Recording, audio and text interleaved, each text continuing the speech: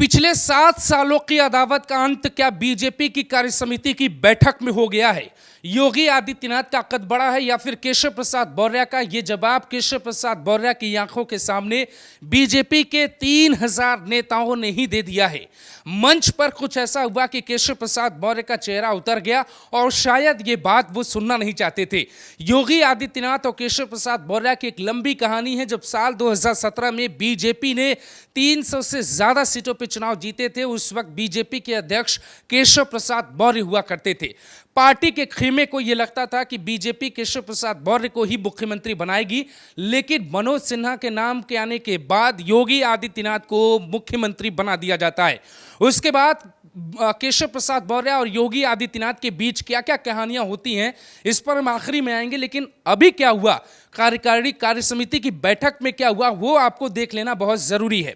अब इस तस्वीर को आप देखिए, योगी आदित्यनाथ मंच पर बैठे होते हैं और माइक होता है बीजेपी अध्यक्ष चौधरी जी के पास, जो लगातार बोल रहे होते हैं, पार्टी कार्यकर्ताओं को संबोधित कर रहे होते हैं। वो योगी आदित्यनाथ से कहते हैं कि अब आप आइए मंच पे और लोगों को संबोधित करिए। योगी आदित्यनाथ आते हैं, अपनी कुर्सी से उठते हैं पहले, और उठकर जब वो आगे की तरफ बढ़ते हैं तो आप देख रहे हैं कि जेपी नड्डा बैठे हुए हैं और उनके बगल में अरुण सिंह बैठे हैं, जो दिल्ली बीजेपी के बड़े नेता हैं। उनके ठीक बगल में केशव प्रसाद मौर्य बैठे हैं, जो अपनी कुर्सी से खड़े होने की कोशिश नहीं करते हैं, यूं ही बैठे रहते हैं। जबकि प्रोटोकॉल ये कहता है कि जब मुख्यमंत्री खड़े होंगे तो उनके नीचे के नेताओं को खड़ा होना पड़ेगा। जैसे प्रधानमंत्री खड़े होते हैं तो बाकी के नेता मंच पर खड़े हो जाते हैं। यह कल्चर होता है। जब भी योगी आदित्यनाथ कैबिनेट की मीटिंग में जाते हैं तो वहां बैठे नेता खड़े होकर उनका स्वागत करते हैं। लेकिन जो बीजेपी में एक ईगो चल रहा है, जो फाइट चल रही है कि कौन बड़ा है, उसकी तस्वीर मंच पे साफ साफ देखी जा सकती है।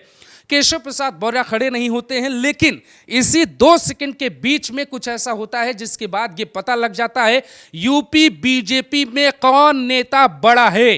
क्या केशव प्रसाद मौर्य को अभी भी योगी आदित्यनाथ की कुर्सी चाहिए या योगी आदित्यनाथ वाली लोकप्रियता उनके पास है? इसका जवाब जनता ने नहीं, पार्टी कार्यकर्ताओं ने नहीं, बल्कि मंच के ठीक सामने बैठे बीजेपी के विधायकों, सांसदों और पार्टी के बड़े नेताओं ने बता दिया। जैसे ही योगी खड़े होते हैं, नारेबाजी शुरू हो जाती है और नारा लगता है, देखो देखो कौन आया, शेर आया, शेर आया। आप सुनिए।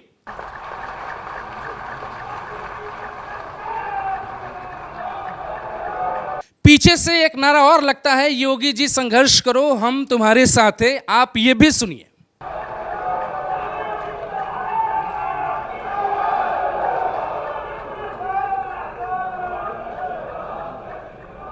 योगी जब मंच पर आते हैं और वो माइक के पास पहुंच जाते हैं, तब पीछे से आवाज आती है, जय श्री राम के नारेबाजी की जाती है, नारा लगाया जाता है, उद्घोष किया जाता है। आप ये भी सुनिए।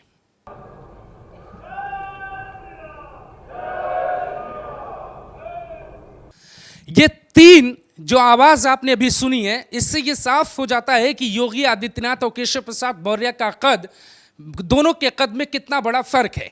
केशव प्रसाद मौर्य को यह लगता है कि बीजेपी में, यूपी बीजेपी में उनको कुछ ऐसा चाहिए जो पार्टी ने नहीं दिया। इसी बात की लड़ाई योगी और केशव के बीच में लगातार चलती रहती है। आप देखेंगे कि जब ये नारेबाजी हो रही थी, उस वक्त योगी आदित्यनाथ मुस्कुरा रहे थे और केशव प्रसाद मौर्य थोड़ा तनाव में दिखाई दे रहे थे।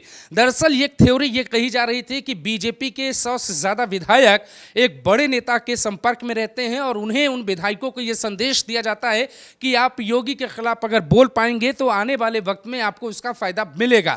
जिसका ये आप नतीजा देख पाए कि जो जौनपुर बदलापुर से जो विधायक हैं रमेश चंद्र मिश्रा, उन्होंने अपने आप नहीं बोला है, उनसे किसी ने बुलवाया होगा और उसके बाद कुछ घंटों बाद जब मीडिया में बयान आया, उसके बाद उस बयान से वो पलट गए कि उनके बयान का वो मतलब नहीं था। मीडिया में उनके बयान का गलत मतलब निकाला गया, जो परपंच होता है वो परपंच निकाला गया। लेकिन योगी आदित्यनाथ और केशव प्रसाद मौर्य में कौन बड़ा है, बीजेपी की कार्यसमिति की बैठक में पता लग गया। केशव प्रसाद मौर्य के पास जब पीडब्ल्यूडी विभाग था, जब वो मंत्री हुआ करते थे उस विभाग के, उसी वक्त से अदावत शुरू हुई थी। अभी तो ये चर्चा चलती है कि बीजेपी में जो दोनों डिप्टी सीएम हैं, वो किसी भी आम व्यक्ति को अगर वो चाहें कि योगी आदित्यनाथ के उस रूम तक पहुंचा दे जो उनका आवास है, जहां वो बैठते कार्यालय में, वहां वो नहीं पहुंचा सकते हैं। जो ट्यूनिंग है वो ट्यूनिंग साफ नहीं देखी जाती है। डिप्टी सीएम ब्रजेश पाठक की तरफ से बैठक में इस तरीके का कोई बयान नहीं आया, लेकिन केशव प्रसाद मौर्य ने यह जरूर इशारा इशारा दिया था कि कैसे पार्टी में जो होता है वो संगठन बड़ा होता है, सरकार बड़ी नहीं होती। उसके बाद योगी जब बोलने आते हैं तो वहाँ पे बैठे कार्यकर्ता साफ साफ बता देते हैं। अब आप मुझे ये बताइए कि क्या इस तरीके की स्थितियां बीजेपी में अभी भी हैं कि किसी को ये जानना है कि योगी कितने बड़े नेता हैं, जब बीजेपी के कार्यकर्ता, नेता और सांसद और विधायक नारा लगा रहे हैं कि देखो देखो कौन आया, शेर आया, शेर आया।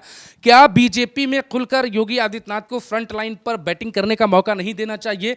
क्या योगी को बड़ा नेता घोषित नहीं करना चाहिए? और भूपेंद्र चौधरी आखिरी में एक शब्द कहते हैं कि 2027 का चुनाव जो है वो योगी के नेतृत्व में लड़ा जाएगा।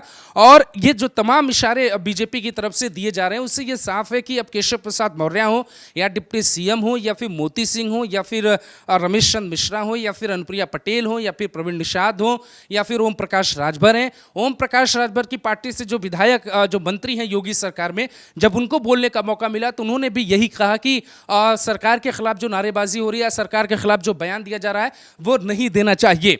तो कुल मिला के इस पूरी कहानी का सार यह है कि योगी आदित्यनाथ जब मंच पर खड़े हुए तो केशव प्रसाद मौर्य को यह बता दिया गया, देखो देखो कौन आया, शेर आया, शेर आया। ऐसा नारा चुनावी रैलियों में लगते हुए जनता द्वारा आपने सुना होगा। ऐसा नारा पहली बार बीजेपी कार्यकर्ताओं, विधायकों और सांसदों द्वारा पहली बार लोग सुन रहे हैं और पहली बार योगी को लेकर लगाया गया है। इस खबर पे आपकी क्या राय है, कमेंट में जरूर बताइएगा।